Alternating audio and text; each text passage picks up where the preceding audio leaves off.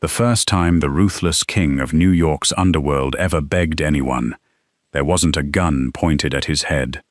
There wasn't a rival family forcing him to surrender. There wasn't a courtroom, a negotiation, or a billion-dollar deal. Instead, the most feared mafia boss on the East Coast stared at a frightened, curvy nurse with exhausted eyes that had forgotten what peace felt like. "Sleep beside me tonight." His voice barely rose above a whisper. "I'll pay you any price." The room froze. More than 50 heavily tattooed bodyguards instinctively lowered their weapons, unable to believe what they had just heard. For 12 years, Dante Romano had ruled an empire of 18,000 fiercely loyal soldiers, commanding ports, casinos, luxury hotels, private security companies, and billions of dollars with absolute authority. Governors negotiated with him. Criminal empires feared him. Yet the only thing he could not conquer was sleep. As the curvy nurse looked into the eyes of the man everyone called a monster, she realized something no one else had seen. Behind all the power, behind all the blood, was a broken man desperately trying to survive one more night. The ambulance doors burst open just after 2:30 on a rain-soaked Tuesday morning. The emergency entrance of St. Catherine Medical Center had already been sealed before the vehicle even arrived. Security guards who normally handled intoxicated patients suddenly found themselves pushed aside by men dressed in immaculate black suits, each wearing discreet earpieces beneath neatly trimmed hair. Their movements were too disciplined to be ordinary bodyguards. They spread across the entrance with military precision, silently controlling every hallway within seconds. Doctors exchanged uneasy glances. Nobody argued. Nobody asked questions. The patient was rolled inside, under layers of black blankets, despite the warm summer air. "No names," one of the suited men ordered calmly. "No hospital records. No visitors." Another placed a thick envelope onto the admissions counter. The administrator glanced inside only briefly, before quietly sliding it into a drawer without another word. Money had a language everyone understood. Abigail Hayes arrived on the trauma floor carrying 2 cups of coffee and nearly walked straight into one of the towering guards. "Oh, I'm so sorry." She instinctively stepped backward, nearly spilling coffee across her navy blue nursing scrubs. The guard simply stared at her. He stood well over 6'4", broad enough to block the hallway entirely, his expression unreadable beneath an old scar stretching from his ear to his jaw. Abigail offered an awkward smile. "I promise, I'm less dangerous than I look." The joke landed in complete silence. She laughed nervously anyway. Working night shifts had taught her that frightened people often forgot how to smile. The charge nurse hurried toward her. "Abigail." Her normally composed supervisor looked unusually tense. "I need you in trauma room 7. "I thought Sarah was assigned there." She refused. Melissa also refused. Abigail blinked. "They're scared." She looked around. Only then did she notice every nurse on the floor pretending not to look toward the isolated trauma suite. What happened? No one knows. "Police?" The supervisor shook her head. "Worse." Before Abigail could ask what that meant, another orderly rushed past, pushing a cart stacked with emergency blood units. Inside Trauma Room 7, controlled chaos filled every corner. Monitors beeped steadily. Bright surgical lights illuminated a man lying motionless on the operating table. His powerful frame was covered in blood. Several gunshot wounds marked his shoulder and side, while a deep knife wound stretched across his ribs. Even unconscious, he looked intimidating. Dark hair, strong jaw, broad shoulders wrapped in torn black fabric. His hands were covered in old scars that spoke of countless battles long before tonight. Abigail immediately moved to work. Vitals, medication, IV access. She focused on procedures rather than appearances. Patients were patients. That rule had guided her through 7 years of nursing. She never cared whether someone arrived wearing an expensive suit or dirty construction boots. Pain made everyone equal. As she adjusted another IV line, she noticed something unexpected. The unconscious man's heartbeat suddenly accelerated. His breathing became ragged. His fingers curled into tight fists. Then came the whisper. "No," barely audible. Another second. "No, please." The words grew more desperate.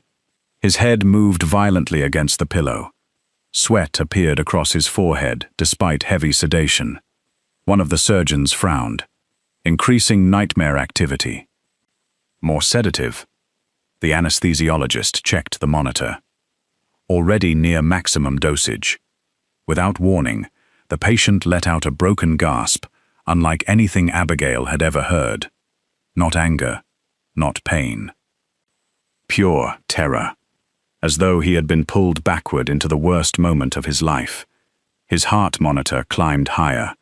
150, 160, 170. The alarms began sounding. Doctors barked rapid instructions. More medication, more oxygen, prepare restraints. Everyone moved faster, except Abigail. She looked at the man's trembling hand. Something about it reminded her of frightened children waking after surgery. Without thinking, she gently placed her own hand over his. "It's okay," she whispered. "You're safe." Nobody noticed. The operating room remained consumed by controlled urgency. Abigail slowly squeezed his hand with quiet reassurance. "You don't have to fight anymore." For a brief moment, nothing happened. Then, almost unbelievably, the trembling eased. His breathing slowed. The rigid muscles in his shoulders gradually relaxed. Within less than 30 seconds, the monitors began returning toward normal. 140, 120, 100. Silence slowly replaced the alarms. The anesthesiologist stared at his screen. "I didn't change the dosage. Neither had anyone else." One surgeon looked toward Abigail. She was still standing exactly where she had been, softly holding the unconscious stranger's hand, while speaking in the same gentle voice she often used with frightened elderly patients. "You've done enough for tonight. You can rest now." The man released a long, exhausted breath. Then, for the first time since arriving at the hospital, he fell into peaceful sleep. No nightmares, no violent movements, just quiet. Across the room, several hardened men in black suits exchanged confused glances. None of them understood what they had just witnessed. But every one of them knew one thing. For years, their boss had never slept like this. The news spread through the mansion before sunrise, not because anyone dared gossip about their employer, but because every man assigned to Dante Romano's personal security detail had witnessed the impossible. For the first time in 12 years, the boss had slept peacefully. No shouting, no broken furniture, no midnight gunfire after waking from another nightmare. Just silence. Inside the rear seat of a heavily armored Rolls-Royce Phantom, Abigail sat stiffly with both hands folded on her lap. She had refused the luxury breakfast offered during the drive. She had declined sparkling water. She had politely turned down the designer blanket one of the bodyguards insisted she use against the morning chill. The entire situation felt unreal.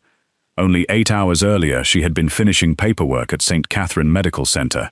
Now she was traveling through the iron gates of what looked less like a private residence and more like an independent kingdom. The estate stretched across dozens of acres overlooking the Hudson River. Stone fountains, private gardens, a helicopter landing pad, rows of imported sports cars. Even from the window, she could spot dozens of security personnel patrolling with military discipline. As the vehicle stopped beneath the mansion's enormous entrance, Abigail whispered to herself, "This definitely isn't normal nurse overtime." One of the guards almost smiled. Almost. The front doors opened before she reached them. A distinguished elderly man, dressed in an immaculate charcoal suit, bowed respectfully. "Miss Hayes, I'm Arthur. I've served Mr. Romano's family for 34 years. His calm voice somehow eased her nerves. "A pleasure to meet you." She awkwardly extended her hand. Arthur accepted it warmly. "The pleasure is ours. If you'll follow me." They walked through hallways lined with priceless artwork, polished marble floors, and crystal chandeliers large enough to illuminate an entire ballroom. Abigail tried not to stare. She failed repeatedly. A bronze sculpture caught her attention. She accidentally stepped sideways to admire it, directly into one of the enormous decorative flower arrangements. Oh! The vase tilted dangerously. Several nearby guards instinctively reached for their weapons. Arthur reacted much faster. He effortlessly caught the expensive arrangement before it touched the floor. Abigail covered her face. "I'm so sorry." "I promise I'm usually more coordinated." One young guard quietly looked away. His shoulders were shaking. He was trying very hard not to laugh. Arthur simply smiled. It has survived worse. The tension dissolved. For the first time since entering the estate, several guards exchanged amused glances. Nobody had apologized to furniture inside this mansion before. Arthur stopped before two towering wooden doors. "He is awake." He insisted on waiting. Abigail swallowed. Does he remember me?" Arthur answered carefully. "He remembers sleeping. That alone makes you extraordinary." The doors opened silently. The bedroom was enormous, yet strangely simple. Dark wood, soft lighting, no unnecessary luxury, despite the obvious wealth surrounding it. Dante Romano stood near the floor-to-ceiling windows overlooking the river. Fresh bandages crossed his shoulder, beneath a loose black shirt. Even injured, he radiated quiet authority. He turned slowly. For several seconds neither spoke. Then, "Thank you." The words surprised Abigail more than anything else she had seen. She had expected commands, not gratitude. "You don't have to thank me. I was only doing my job." Dante studied her face. "No. You did something medicine couldn't." Abigail shifted uncomfortably. "I'm pretty sure the surgeons deserve most of the credit. The surgeons kept me alive." He paused. "You allowed me to rest." Silence settled between them. She suddenly understood why every person inside the mansion seemed nervous. This man rarely wasted words. Every sentence carried weight. Dante walked toward a nearby table. Resting on its polished surface sat a small velvet box. He gently pushed it toward her. A gift. Abigail didn't open it. "I can't accept gifts from patients." "It's hospital policy." "It isn't a hospital anymore. It still feels like one to me." Dante looked mildly confused.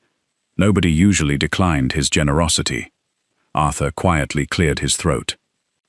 "Miss Hayes follows professional ethics." "I see." Dante nodded thoughtfully. "What if you resigned?" Abigail blinked twice. "I'm sorry? I'll employ you." "As my personal physician, I'm a nurse.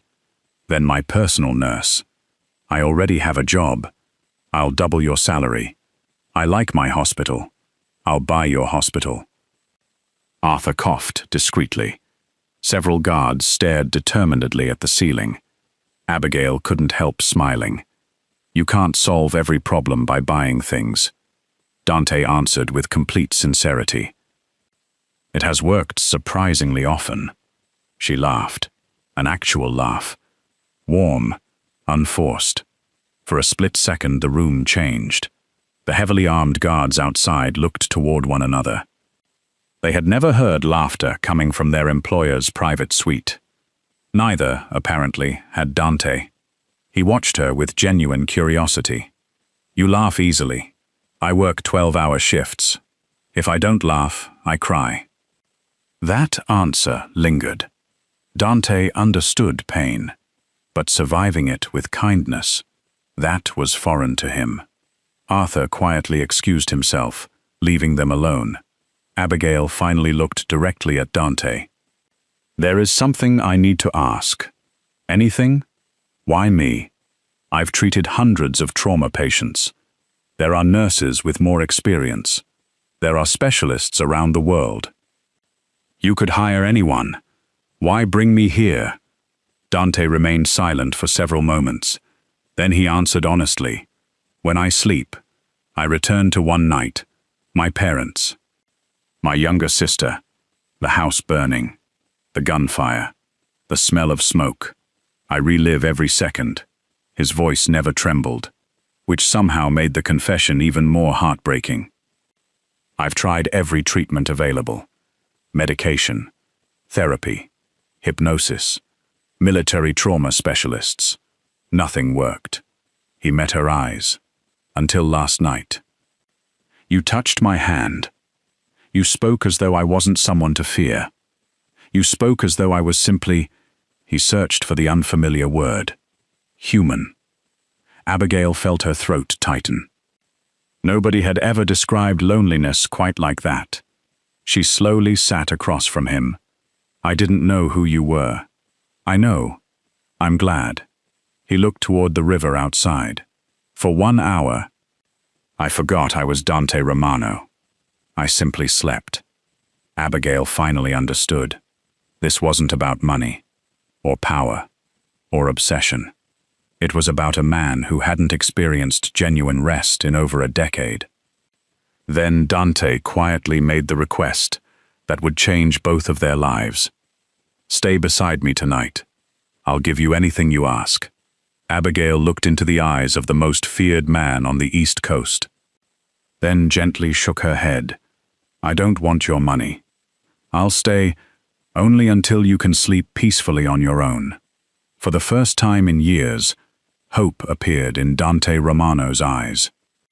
Neither of them noticed the security camera outside the room, or the encrypted photograph already being transmitted to a rival syndicate. Someone had just discovered the only weakness the Romano Empire had ever possessed. For the next 3 weeks, the Romano estate developed a routine that no one could have imagined. Every evening, at precisely 8 o'clock, Abigail Hayes arrived, carrying the same canvas tote bag she had used for years at St. Catherine Medical Center. No designer handbags. No expensive jewelry. No entourage. Just comfortable shoes, homemade sandwiches, and enough stubborn kindness to confuse an empire built on fear. The guards eventually stopped treating her like a hostage. Some even greeted her by name. One rainy evening, she entered the mansion balancing 2 paper grocery bags against her hip. A young security guard hurried forward. "Miss Hayes, please let me carry those." She smiled. "Thank you." He reached inside one bag. His expression changed. "Are these vegetables?" She laughed. "They're called ingredients. You people survive entirely on steak." The guard looked genuinely offended. "We eat chicken sometimes." Another guard nodded seriously. "And pizza." Abigail sighed dramatically. "No wonder half of you look like walking blood pressure emergencies." Within days, the mansion's enormous kitchen had become unexpectedly lively. Instead of gourmet chefs preparing 12-course meals every night, Abigail occasionally cooked simple homemade dishes after finishing her hospital shifts. Chicken soup, fresh bread, vegetable stew, apple pie. The elderly house manager, Arthur, declared her soup better than anything the Michelin star chefs had produced. The chefs pretended to be insulted, then quietly asked for the recipe. Even Dante found himself sitting at the long dining table instead of eating alone in his office. He watched with quiet fascination as Abigail moved comfortably among staff members who usually spoke only when spoken to. She remembered everyone's names, asked about their families, thanked people for opening doors, listened more than she talked. None of it seemed extraordinary to her, to the Romano household. It felt revolutionary. One evening, Dante finally asked the question that had puzzled him for weeks. "Why do you thank everyone?" Abigail looked genuinely surprised. "Because they helped me. They're employees." "They're still people." Dante considered that answer longer than he admitted. For years, he had believed loyalty came from fear. Watching Abigail, he began wondering whether respect might build something stronger. The nightmares continued, but they changed. Instead of waking every 20 minutes, Dante sometimes slept for an hour, then 2, eventually 3. Whenever panic threatened to pull him back into memories of gunfire and burning walls, Abigail never rushed him. She simply sat beside the bed, reading quietly from whichever novel she happened to bring. Sometimes she didn't speak for 30 minutes. Her presence alone seemed enough. One particularly difficult night, Dante awoke, breathing hard. His hands shook violently.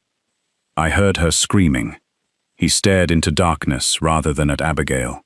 "My little sister!" I couldn't reach her. Abigail remained silent. She had learned that trauma rarely needed advice, only someone willing to stay. After several minutes, she quietly asked, "How old was she?" Dante swallowed. 8. The answer explained everything. No therapist had ever asked about his sister. They had focused on symptoms, medication, statistics. Abigail asked about the child he had lost. He spoke until sunrise, not as a mafia boss, simply as an older brother who still carried unbearable guilt.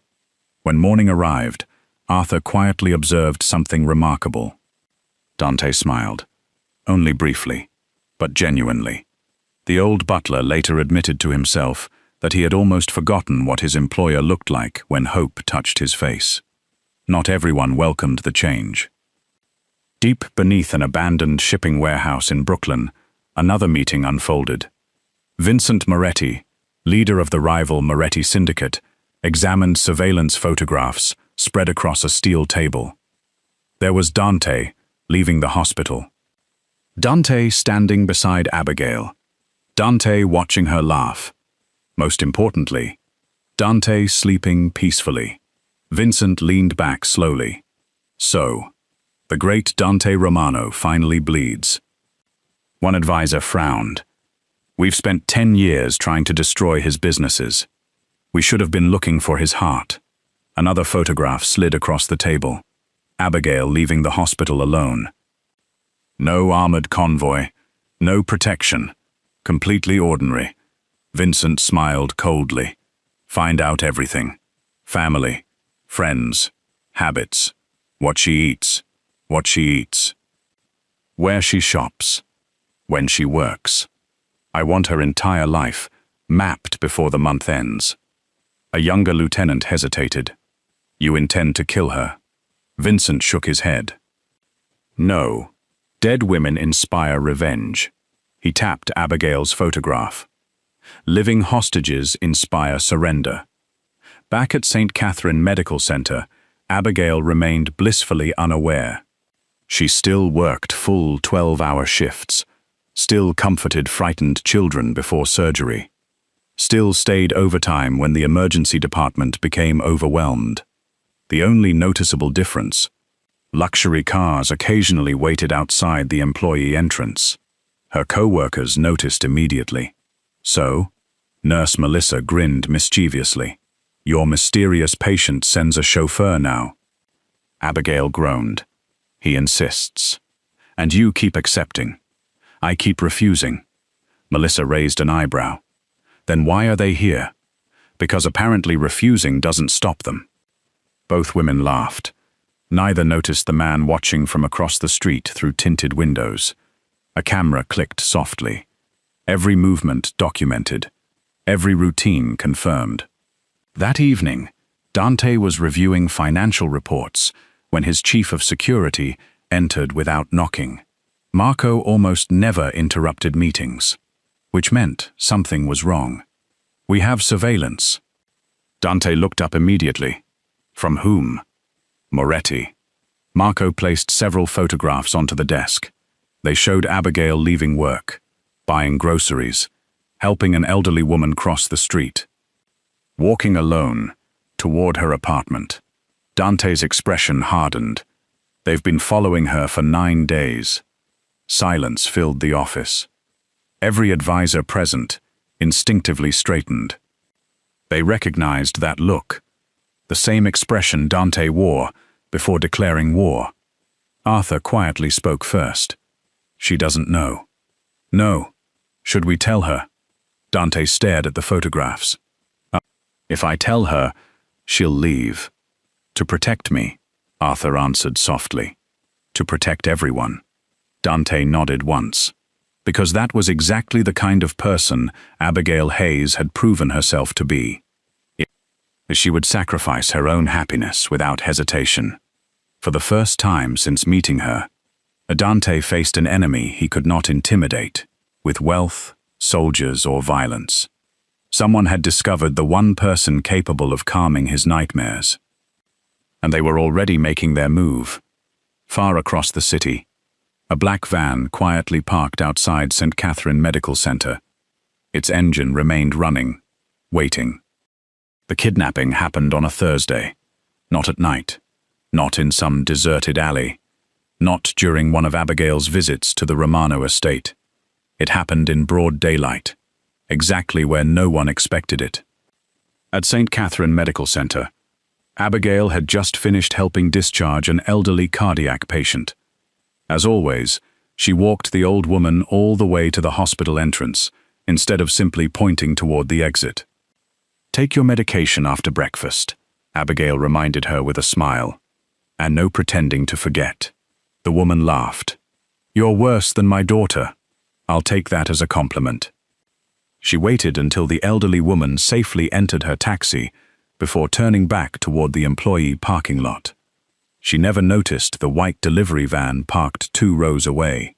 The side door slid open. A voice called out. Excuse me, Nurse Hayes? She instinctively turned. A man in a maintenance uniform held a clipboard. I think one of your patients left something. She took 2 steps closer. Then everything happened at once. A cloth covered her mouth. Strong arms pulled her backward. The van door slammed shut. By the time the security camera caught the license plate, the vehicle had already disappeared into afternoon traffic. 3 minutes later, Dante Romano's encrypted phone rang. Marco's voice sounded unlike anything Dante had ever heard.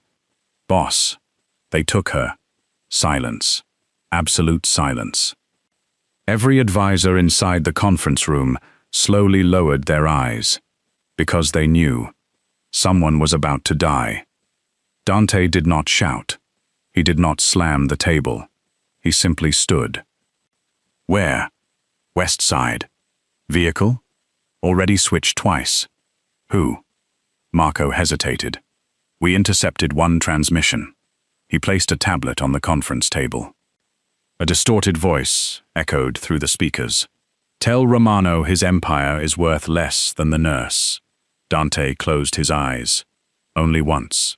When he opened them again, the warmth Abigail had slowly awakened was gone. The old Dante had returned. The man entire criminal organizations feared. Lock every port. Yes, boss. Close every casino. Immediately. Freeze every corporate account connected to the Moretti family. Our lawyers are ready. Ground every private aircraft leaving the East Coast. Marco looked stunned. Even government contracts, especially government contracts, within 60 seconds. The Romano syndicate shifted into full wartime mobilization. Thousands of encrypted phones rang simultaneously. Shipping terminals closed. Cargo inspections mysteriously delayed every Moretti container. Banks quietly suspended billion-dollar transactions. Private investigators, cybersecurity divisions, political consultants, former intelligence officers, all activated under a single command. Find Abigail. Meanwhile, Abigail slowly regained consciousness. Her head throbbed. The room smelled faintly of salt water and engine oil. She blinked. Concrete walls. Metal chair. Hands tied. Across from her sat Vincent Moretti. Perfectly tailored suit. Silver hair. Calm smile. You've caused quite an expensive afternoon. Abigail frowned. I think you've mistaken me for someone important. Vincent laughed softly. No. I finally realized exactly how important you are. She remained silent. Years in emergency medicine had taught her one valuable lesson. Panicked people talked too much. Calm people survived. Vincent studied her curiously. You're not afraid. I'm terrified. I'm terrified. You hide it well. I work in trauma. People scream every day. If I panic with them, everyone loses. For the briefest moment, Vincent almost admired her. Then he slid a tablet across the table. A live news broadcast filled the screen. Every Romano-owned casino had closed. The New York Stock Exchange showed several logistics companies losing billions in market value. International shipping delays were spreading across the East Coast. Financial analysts called it unprecedented. Abigail whispered, "He did all that. For me?" Vincent nodded. "Exactly. You've become the most valuable woman in America." Back at Romano headquarters, maps covered every wall. Satellite images, traffic cameras, shipping manifests, financial records. Dante stood motionless while dozens of specialists reported simultaneously. No airport activity, no border crossings, no ransom request. No digital communication. Arthur quietly approached, carrying a small paper bag. You haven't eaten. I'm not hungry. You haven't slept. I'm not tired. Arthur looked at him sadly. You would tell Miss Hayes neither of those statements are healthy. Dante almost smiled. Almost. Instead, he reached inside the paper bag. There was a simple peanut butter sandwich, wrapped in wax paper. Abigail had packed it the previous evening because she claimed he skipped too many meals. A small handwritten note rested beneath it. Eat before your meeting. Healing requires calories. Abby. For several seconds, no one spoke. The most feared Mafia leader on the East Coast carefully folded the note and placed it inside his wallet. Then he looked toward Marco. Bring me Vincent. Alive? Yes? He needs to hear something. It was Marco who finally noticed the pattern. Every kidnapping location connected to the Moretti family formed a rough triangle around abandoned waterfront warehouses. Dante immediately pointed to one location. Pier 17. Marco looked confused. There are 6 warehouses. No, Dante answered quietly. 5. The 6th collapsed after Hurricane Evelyn. Vincent always liked symmetry. He'll choose the center. Within minutes, black helicopters lifted into the night. Armored SUVs poured across bridges. Sniper teams occupied surrounding rooftops. Yet Dante issued one unexpected order. No heavy weapons. Several commanders stared. But boss, she's inside. I won't risk her life. It was the first military operation in Romano history planned around protecting one civilian. Every soldier understood what that meant. Inside Warehouse 4, Vincent received alarming news. Romano found us! How many? The scout swallowed. All of them. Outside, engines echoed across the docks. Hundreds of black vehicles surrounded the waterfront. Helicopters circled overhead. Boats blocked every escape route. Snipers occupied cranes. Floodlights illuminated the entire harbor. One lieutenant whispered, "My God, he brought an army." Vincent slowly looked toward Abigail. "You really are his weakness," she finally answered. "No. He just refuses to abandon people." Before Vincent could respond, the massive steel warehouse doors exploded inward. Not from explosives, from an armored truck driving straight through them. Dust filled the air.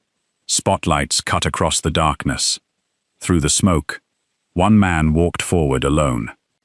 Dante Romano, unarmed. His soldiers remained behind him. Vincent frowned. "You came without a weapon." Dante's voice remained calm. "I don't need one. You have my nurse." Vincent laughed. "Your empire for her."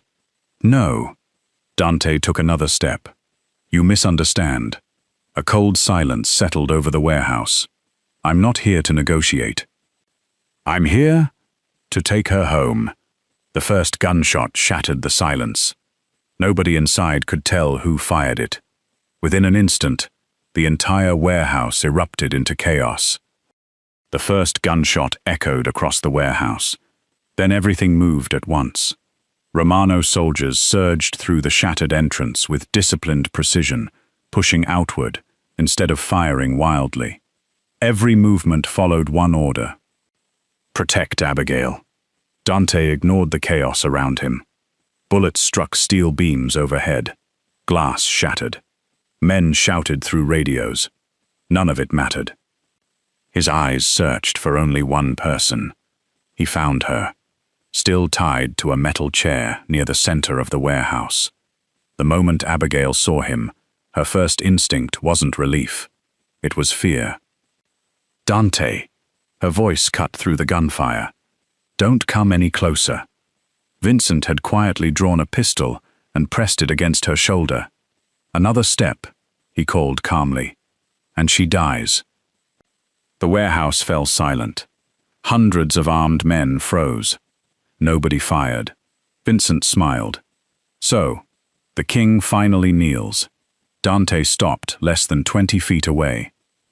For years he had negotiated billion-dollar mergers, ended wars between syndicates, and stared down men who believed fear could break him. None of those moments had prepared him for this one. "I came. You have me. Let her go." Vincent laughed. "You still don't understand. I never wanted your empire. I wanted the man who couldn't be controlled." He looked toward Abigail. "Until she appeared. You built 18,000 soldiers. You conquered cities. But one kind nurse accomplished what no army ever could. She made you human." Abigail slowly turned her head toward Dante. For the first time since meeting him, she saw tears gathering in his eyes. Not from fear, from guilt. "I'm sorry," he whispered. "I brought this into your life." She shook her head, despite the pistol against her shoulder. "No, you didn't. I chose to stay. I knew who you were, and I'd make the same choice again." Those simple words reached every person inside the warehouse. Even Vincent hesitated, because the woman standing before him wasn't frightened by Dante Romano. She loved the man behind the legend. Arthur's voice suddenly came through Dante's hidden earpiece. "Boss. The lights." Dante understood instantly. Without moving his eyes from Abigail, he quietly answered, "Now." The warehouse plunged into darkness. Total blackness. 1 heartbeat. 2. Emergency backup lights flashed on. Vincent was no longer holding Abigail. Marco had crossed the distance during the blackout, dragging her safely behind reinforced steel containers. The gun in Vincent's hand fired once into empty space. Before he could fire again, Dante reached him. No weapon, no bodyguard, just 2 men, 1 punch. Vincent crashed against the concrete floor. His pistol slid away. Romano soldiers immediately surrounded them. No one else needed to fight. The war was already over. Minutes later, police sirens echoed somewhere in the distance. The Romano convoy quietly disappeared before authorities arrived. Inside the armored SUV, Abigail wrapped fresh bandages around Dante's bleeding knuckles. "You broke your hand." "I've had worse." "I know." She carefully cleaned another cut. "You also tore your stitches." "Worth it." She looked up. You almost got yourself killed. So did you. I wasn't trying to. Neither was I. For several seconds, they simply looked at one another. Then Abigail sighed. You are officially my most difficult patient. A faint smile appeared. I've been told I'm stubborn. That's the polite version. Even Marco, sitting in the front passenger seat, quietly laughed. The tension finally broke. For the first time in days, everyone breathed again. 3 months later, New York newspapers carried an unexpected headline. Romano Foundation opens new trauma recovery center. No mention of syndicates. No mention of violence. Only photographs of veterans, abused children, first responders, and survivors receiving free psychological treatment. Reporters asked why one of the city's wealthiest businessmen had suddenly invested hundreds of millions into trauma recovery. Dante answered with unusual honesty, because healing changes lives. Standing beside him, Abigail squeezed his hand. She had insisted the foundation serve everyone, regardless of income, regardless of background, regardless of whether they could ever repay the cost. Dante agreed without negotiation. Some things could never be measured in money. Months passed. The nightmares became less frequent. Then once a week. Then once a month. One quiet autumn evening, rain gently tapped against the windows of the Romano estate. Abigail sat beside the fireplace, reading. Dante rested on the sofa, with his head against her shoulder. There were no security briefings, no emergency phone calls, no gunfire. Just peaceful silence. She looked down after several pages. Dante? No answer. She smiled softly. He had fallen asleep, completely asleep. No trembling hands, no nightmares, no whispered screams. Just calm breathing. Arthur paused quietly in the hallway. The elderly butler stood perfectly still. For 12 years, he had watched the boy he helped raise become a man feared across America. A legend, a ruler, a survivor. Tonight, he saw something far more extraordinary. Peace. He quietly turned off the hallway lights and closed the door without making a sound. Some victories deserved silence. People continued calling Dante Romano the most dangerous man on the East Coast. His enemies still feared his name. His empire remained powerful. Nothing about that changed. But those closest to him knew the truth. The greatest miracle in the Romano Syndicate had never been winning another war. It had never been earning another $1 billion. It had never been expanding another business. It had been something infinitely simpler. A kind-hearted, curvy nurse had looked beyond the legend. She hadn't seen a monster. She had seen a wounded man who desperately needed someone willing to sit beside him until the nightmares finally ended. And in helping him remember how to sleep, she also taught him how to hope again. If this story touched your heart, please take a moment to like this video, subscribe to the channel, and share it with someone who believes kindness is never weakness. We'd also love to hear from you in the comments. What moment in Dante and Abigail's journey stayed with you the most? Your support helps us continue bringing heartfelt stories of healing, courage, and hope to life.